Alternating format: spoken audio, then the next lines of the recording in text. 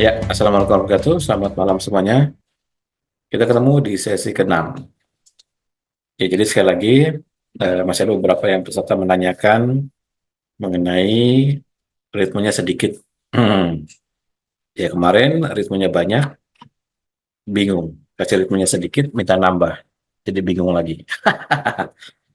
Jadi konsepnya sekali lagi sedemikian berbeda ya. Jadi kalau yang lama itu berdasarkan segala hal berhubungan sama molekul-molekul. Misalnya kayak environment pH diganti, SpO2 diturunkan, kemudian natural killer cell, kemudian apalagi ya, penurunan glukosa, penurunan inflamasi, kemudian balancing hormon-hormon. Pokoknya kalau kita ada gambaran glukosa, hormon, kemudian pH, terus SpO dan sebagainya, oksigen, karbon dioksida itu pasti urusannya molekul-molekul fisik, yaitu yang periode lama. Makanya saya pernah bilang di kelas yang periode lama itu didasarkan pada mekanika Newtonian yang berhubungan dengan fisik-fisik semua. Dan memang konsekuensinya ritme jadi banyak. Jadi dari ritme untuk menurunkan inflamasi, dari ritme untuk begini, begitu, begitu, dan sebagainya. Tapi sebenarnya konsep dasarnya itu bukan itu. Konsep dasarnya adalah pengkondisian pada tiga jenis otak ini. Konsep dasarnya di situ.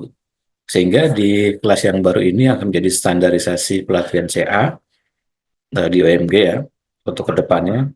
Kita belajar eksplorasi untuk otak kepala, otak jantung, sama otak perut, lalu mengkondisikan agar tidak sibuk. Sederhananya begitu tuh. Karena kalau setiap kali otak kita sibuk, lalu kita kemudian ngomong sesuatu, merasakan sesuatu, dan sebagainya, maka biasanya itu nggak akan diladeni. Namanya kita ketemu sama orang sibuk, lalu kita minta dia ngerjain sesuatu, kan dia nggak akan mau. Ntar, bentar ya saya lagi sibuk. Ibu aja kalau lagi di dapur, lagi sibuk, terus tiba-tiba ada seseorang datang, minta tolong ngerjain sesuatu, ya bilangnya paling nantilah, nantilah, nantilah kan begitu. Nanti ya mama lagi sibuk kan gitu. Ada kecualinya, kecuali permintaan itu memiliki kualitas tinggi, ya kan? Atau datang dari orang yang dianggap penting, atau datang dari sesuatu yang lebih tinggi dari kita. Nah, itu baru bisa dipenuhi, ya kan? Misalnya lagi beberes apa segala macam, lagi masak, suaminya yang minta, misalnya gitu kan? Atau anak kesayangannya yang minta. Atau mungkin orang tuanya yang minta. Mungkin kita akan bisa menghentikan semua aktivitas pada saat itu. Tapi syaratnya yang memerintah harus punya kualifikasi seorang raja dalam tanda kutip ya. Seorang raja sehingga kita mau mendengar dan mau melaksanakan. Ya kan? Tapi kalau misalnya bukan kualitas seorang raja, ya kita cuek aja. Kita malah akan merasa terganggu. Udah tahu lagi sibuk di dapur, diminta-mintain tolong ngerjain inilah, ngerjain itulah, nantilah. Gitu kan. Kesel sendiri. Kayak gitu, iya memang seperti itu. Otak kita pun begitu. Maka tujuan latihan di sini adalah pengkondisian sampai kita punya kualifikasi untuk memberikan perintah sebagainya seorang raja atau seorang ratu yang ketika memerintah didengar dan dilaksanakan, ditaati. Dasarnya ilmunya di situ. Makanya ritmenya nggak perlu panjang-panjang, tapi kita nggak perlu banyak-banyak ritmenya, tapi kita mengkondisikan gini harus begini otaknya, tambahkan 3 huruf acak, kendorkan seluruh otot wajah, setelah semua gelombang otaknya sudah turun, baru kita belajar membentuk narasi, narasi pun diajarkan, jenisnya ada yang tarik napas narasinya A, buang napas narasinya berbeda, itu kan diajari detail-detailnya. Tujuannya dengan diulang-ulang, maka hasilnya akan maksimal. Ya seperti yang kemarin saya posting, ini baru dipublikasikan sebulan metodenya.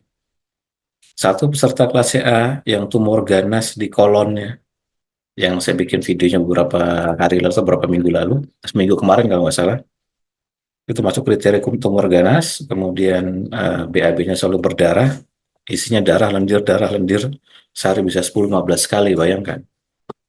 Kemudian begitu periksa, tumornya gede, berdarah, ganas kriterianya, sudah infiltrasi ke mukosa, ke pencernaan. Panik seluruh keluarganya, anak-anaknya kumpul, sudah harus operasi aja, minta operasinya di luar negeri. Tapi nggak bisa berangkat juga ke luar negeri, karena di sini masih sakit. Akhirnya bagaimana? Ya udah, latihan, pakai teknik yang sama diajarkan di kelas ini, plus ada beberapa tambahan karena di workshop lebih lebih apa namanya sedikit advance materinya. Lakukan 1 minggu bersih, tidak lagi keluar darah, berhenti total. Dilakukan 2 minggu karena nanti tanggal 21 harus ke luar negeri untuk medical check up full, periksa semua. Tidak ada rasa sakit dalam 2 minggu, kemudian tidak muncul nyeri, bisa makan normal, BAB pun sudah normal lagi. Yang sebelumnya tidak bisa. Baru kemarin yang workshop Jakarta, salah satu peserta mempraktekkan teknik yang diajarkan di workshop 2-3 hari, kanker payudara yang tadinya ada benjolan sudah mengempes signifikan. Kok bisa seajaib itu? Ya sebenarnya bukan seajaib itu, kita hanya mengkondisikan agar hukum alam yang terjadi di dalam tubuh manusia itu tercapai semua. Maka saya sering kasih ilustrasi seperti ini. Ini kebanyakan ibu-ibu ya. Ya anggaplah kalau ibu-ibu masak di dapur, masak air. Kan kalau masak air kan selama seluruh hukum alam masak airnya tercapai, apa itu? Ada pancinya, ada airnya, ada kompornya, ada apinya, ada gasnya, ada salurannya benar, pemantik api dan sebagainya, seluruh unsurnya tercapai. Maka biarkan saja hukum alam itu bekerja, ya kan? Maka si air matang dengan sendirinya. Benar nggak? Pasti begitu. Kan nggak perlu misalnya ibu berdiri di pinggir apa namanya kompor atau berdiri di pinggir pancinya sambil mendoakan, ya Tuhan, berilah air ini matang. Ya Tuhan, mudah-mudahan air ini matang. Ya Tuhan, berikanlah matang pada air ini. Nggak perlu gitu, nggak perlu ngapain kan, tinggal aja. Paling ya 5-10 menit balik lagi udah matang. Kenapa? Karena struktur hukum alamnya terbentuk di situ. Bukan atas kita tidak perlu Tuhan, kan begitu. Tapi memang sudah diberikan fasilitas berupa hukum-hukum alam yang silakan manusia rangkai. Manusia rangkai dengan apa? Dengan ilmu. Jadi belajar dulu ilmunya, cara merangkainya, ya kan? Loh, memang masak air ada ilmunya? Ada ilmunya. Kalau urutannya keliru, nggak jadi. Salah satunya hilang juga nggak jadi, ya kan? Coba siapin panci, siapin air, siapin kompor, siapin gas, siapin selang, dan apalagi itu, siapin pemantik, terus taruh semua bahan di situ, tapi apinya nggak dinyalakan. Nah, ya nggak mateng. Padahal bahan-bahannya ada di situ. Hukum alamnya semua ada di situ, tetapi kekurangan action, yakni memantik apinya. Sama, untuk nasi goreng, siapkan semua bahannya. Ada nasi, kemudian ada bawang, cabai, garam, merica, dan sebagainya, kecap. Tapi nggak dinyalakan apinya. Ya kan? Ya sama juga bohong. Jadi walaupun hukum alamnya ada di situ, tapi ketika ilmu yang kita gunakan untuk merangkai hukum alam itu kita nggak tahu, atau kurang lengkap, atau belum pas, maka biasanya prematur atau gagal terwujud. Nah sama juga ketika Tuhan kasih kita otak kepala, kasih kita otak jantung, kasih kita otak perut, ada pencernaan, ada jantung, ada apa namanya otak di kepala. Lalu kita melihat dari sudut pandang frekuensi dari otak itu ada alfa, delta, theta, gamma. Lalu kita belajar ilmunya, oke, dari alfa, beta, delta, theta, gamma, ilmunya adalah gelombang beta adalah gelombang kebanyakan orang yang overthinking, takut, khawatir, cemas, sibuk. Itu ilmunya. Dan ilmu ini udah merupakan hukum alam, nggak bisa diganti. Memang begitu. Lalu ketika seorang itu masuk pada kriteria relaksasi, maka gelombang otaknya geser, turun ke alfa. Ya hukum alamnya begitu. Jadi nggak mungkin Anda alfa, kemudian pikiran Anda sibuk. Alfa, tapi pikirannya overthinking itu nggak mungkin. Pasti rileks. Kalau dominan diambang, pasti rileks. Kemudian ada lagi, masuk pada gelombang delta. Ya pasti itu dalam situasi orang sedang tertidur. Masalah kemudian secara umum kita sepakati tidur itu nggak ada kesadarannya. Iya, tapi ketika orang itu berlatih, maka para yogi, para guru-guru cikung gitu kan, pada ahli-ahli agama, ahli tarekat, sufi dan sebagainya, yang mereka ngerti cara mengkondisikan masuk pada gelombang frekuensi rendah tanpa tertidur, maka otaknya bisa masuk pada hukum alam delta. Di mana hukum alam delta itu adalah hukum di mana terjadi regenerasi sel, penyembuhan dan sebagainya. Karena kita bersepakat tidur itu menyehatkan. Jadi ini pengetahuan mengenai hukum-hukum alam yang kemudian dirangkai, diketahui, dipahami, lalu dipraktekkan. Maka pada titik itu kita boleh melakukan segala sesuatu yang diupayakan oleh manusia agar menuju percepatan penyembuhan. Ya kan, makanya doa-doanya apa namanya kalimat-kalimat narasinya kan bisa langsung to the point. Orang kalau dikasih pasti senang. Oh, pasti senangnya luar biasa. Ya kan, kita coba terima kabar dari dokter yang biasa meriksa kita. Ibu, selamat, tubuhnya sudah bersih. Ah, Ibu, selamat, sel kankernya sudah hilang. Senang apa enggak? Senang lah. Masa nangis-nangis? Nangis-nangis sedih, sel kankernya hilang.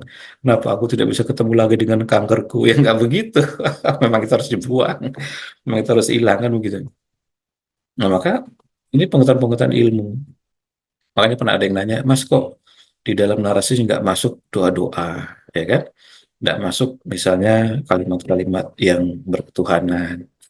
Ya enggak apa-apa, kalau pengen seperti itu boleh. Maka saya kasih ilustrasi seperti masak air tadi, masak nasi goreng tadi, ketika semua hukum alam dipelajari, semua rangkaiannya dipenuhi, ilmunya dipahami, maka itu tidak kemudian lantas menafikan aspek-aspek ketuhanan, tidak. Justru itu menunjukkan bahwa ya maha besar, dikondisikan begini aja bisa. Apalagi kita tempelkan ke sana, gitu kan, mesti lebih ajaib lagi. Nah, dasarnya itu. Jadi makanya pemahaman di kelas CA yang baru ini sedemikian berbeda dengan yang lama. Kalau di dalam teori sainsnya, yang lama itu mekanika Newtonian. Kalau yang baru sekarang kita pelajari mekanika kuantum, namanya begitu. Memang istilahnya kayak gitu, mekanika Newtonian dan mekanika kuantum. Kalau kuantum didasarkan pada frekuensi dan gelombang, ya, ini sesuatu yang sifatnya kualitas. Kalau mekanika Newtonian, sesuatu yang sifatnya kuantitas. Makanya dibikin adrenalinnya naik gila-gilaan dengan cara teknik Wim Hof, Bastrika, kapal batik, Tumo, supaya nanti memunculkan sel imun adaptif yang namanya natural killer cell. Jadi berbasis molekul, berbasis kuantitas. Kalau jumlah natural killer cell-nya banyak, artinya punya potensi untuk mematikan sel kanker karena jumlahnya banyak, ya kan? Berbasis kuantitas. Sedangkan kalau di mekanika kuantum berbasis kualitas. Bedanya di situ tuh, satu kuantitas, satu kualitas. Jadi kalau kualitas nggak mesti harus jumlah, ya kan? Raja ada berapa? Ada satu. Ratu ada berapa? Ada satu. Ya kan begitu logikanya kan? Panglima ada berapa? Ya ada satu. Tapi semua yang keluar dari mulut raja, semua yang keluar dari mulut ratu, semua yang keluar dari mulut panglima, itu akan dipatuhi dan didengarkan oleh semua pasukan banyak yang ada di bawahnya. Kan dasarnya itu. Maka yang satu bicara kualitas, yang satu bicara kuantitas. Nah, kita sudah geser masuk pada pemahaman kualitas, bukan pemahaman kuantitas. Jadi kalau misalnya masih sibuk dengan ritme A, B, C, D, F, G, ya kita masih masuk pada pemahaman kuantitas. Yang sedangkan kita mau pemahaman kualitas, ya hidup harus bergeser pada sesuatu yang lebih sifatnya kualitas. Kan begitu. Tapi yang lain salah dong. Yang belakang yang pertama bukan salah. Ini pemahaman belajarnya begitu. Belajarnya makanya jadi naik levelnya. Yang satu main di kuantitas, yang satu main di kualitas. Ya kan? Yang satu berusaha menjadi raja, menjadi ratu, menjadi panglima, yang satu ya tetap aja menjadi pasukan. Makanya kalau di pemahaman yang mekanika Newtonian itu sifatnya pasukan-pasukan. Ayo perbanyak pasukan natural killer cell, nah, gitu kan. Ayo perbanyak oksigen supaya pH-nya naik. Kuantitas, bener nggak? Iya. Ayo perbanyak CO2 supaya apa namanya dia eh, kemampuan untuk pemulihan lukanya karena munculnya fibroblastnya tinggi, kan kuantitas semua. Ayo tanah pos yang panjang supaya apa? Supaya CO2-nya tinggi, supaya oksigennya tinggi, kan begitu. Nanti adrenalinnya naik tinggi, jumlahnya banyak, berarti kan kuantitas. Maka natural killer cell juga dia naik. Ya, itu kan semua kuantitas semua mainnya. Di sini justru beda. Kita membidik sesuatu yang sifatnya kualitas. Maka yang keluar dari mulut raja, yang keluar dari mulut ratu, yang keluar dari mulut panglima, itu pasti akan didengar dan dipatuhi dengan syarat berkualitas. Kualitas apa? Kualitas seorang raja, kualitas seorang ratu, dan kualitas seorang panglima. Dasar ilmunya di situ. Maka diajari caranya. Pertama, nggak bisa kita memunculkan kualitas apabila otaknya sibuk. Turunkan dulu. Kenapa saya bilang di tahap awal kemarin itu dilatih setiap hari supaya kita sering-sering otaknya masuk pada frekuensi rendah. Karena pada titik itu otak kita dalam tanda kutip sepi. Jadi ketika dikasih sebuah instruksi, kecenderungannya walaupun kita belum bisa 100% menjadi raja atau ratu atau panglima, dia minimal didengar lah dan dilaksanakan dalam tahap-tahap tertentu. Kan seperti itu. Maka jangan bosan untuk mengulang-ulang. Ya, si ibu yang apa namanya itu Morganas ini kaget. Hampir 2 minggu, semua gejala hilang. Semua darah yang keluar berhenti total. Semua lendir-lendir yang keluar menghilang. Si ibu yang kemarin ikut workshop, namanya Ibu Aling, ada juga di grup ini. Latihan berapa hari dari workshop tanggal 14 pulang, 15, 16, 2 hari. Payudara yang tadinya ada tonjolan kempes. Kok bisa begitu? Ya karena kita berhasil membangun kualitas untuk memberikan perintah yang didengar dan dilaksanakan oleh tubuh kita. Ya kan? Ya sama misalnya kayak Ibu siapa Ibu Naomi misalnya pengen pulang ke rumah ada ART, telepon. Mbak, aku mau pulang nih, nanti sejam lagi sama temanku. Tolong rumah bersihin ya. Ya kan? Perintahnya gitu doang tuh. Mbak, tolong rumah bersihin ya.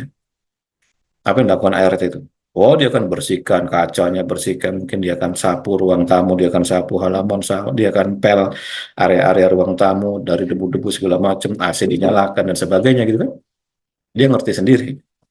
Nggak perlu gue Naim menjelaskan. Halo Mbak, saya mau datang sejam lagi, nanti tolong bersihkan. Nah, yang dibersihkan adalah A, B, C, D, kepanjangan. Mbaknya udah nyampe dulu, si ibunya udah nyampe dulu ke rumah. Iya kan? Tinggal bilangnya, rumah bersin ya. Dia ngerti kalau ada sampah dia buang di tempatnya. Kalau ada yang kotor dia lap. Kalau ada yang apalah kecoa mati dia buang dan sebagainya. Kenapa? Karena cerdas ART-nya. Badan kita dari sononya sudah cerdas. Yang belum adalah kualitas instruksi atau kualitas narasi yang kita ucapkan. Itu yang mesti dilatih. Ya, selesai cukup. Siap, kita akan mulai latihan. Kita mulai dengan berdoa. Oke, berdoa mulai.